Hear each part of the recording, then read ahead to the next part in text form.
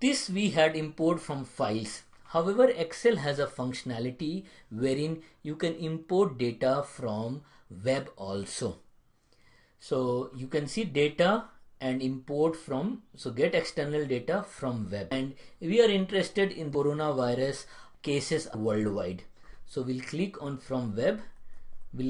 By default it loads MSN, but we will delete all this thing, go to the address and paste. So this is one link, worldometers.info/coronavirus. I will click on go. So let it load. Please note that most of the website nowadays have JavaScript. So you can say, do you want to continue running scripts? You can say yes. So you keep clicking yes, yes, yes. And once the page has loaded, you will see a arrow here. So you can see click arrow next to the tables you want to select. So this is not that good site, but because you have to click here to select the entire page. I have clicked here and then I will say import. So let's see, this is downloading the data. It is contacting the server and getting the data, and where we want in this place, and we say okay. So it will get the data. It may take some time to download the data. It depends on what is the size of the data. So we'll wait for some time, and you can see that it is running the query and it is copying web data. Okay, so see, after running for some time your data has come. So coronavirus, etc.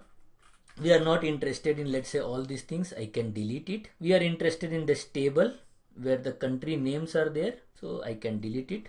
So you can see world information, total cases, new cases, all the details are here, and this works like a table and you can get this information. Now getting this information was very important because you can't do any manipulation on the web data, but here we can do some manipulation. So what we'll do is we will select this entire thing, and also we are not interested in any other thing. I will delete all these things. So please note that this Excel version there are issues. However, we'll see the latest Excel. It is much better. So you can format it, you can insert a table.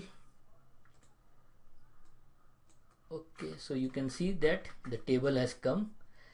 So okay, this is extra, one row has come, so it has total cases, new cases, etc.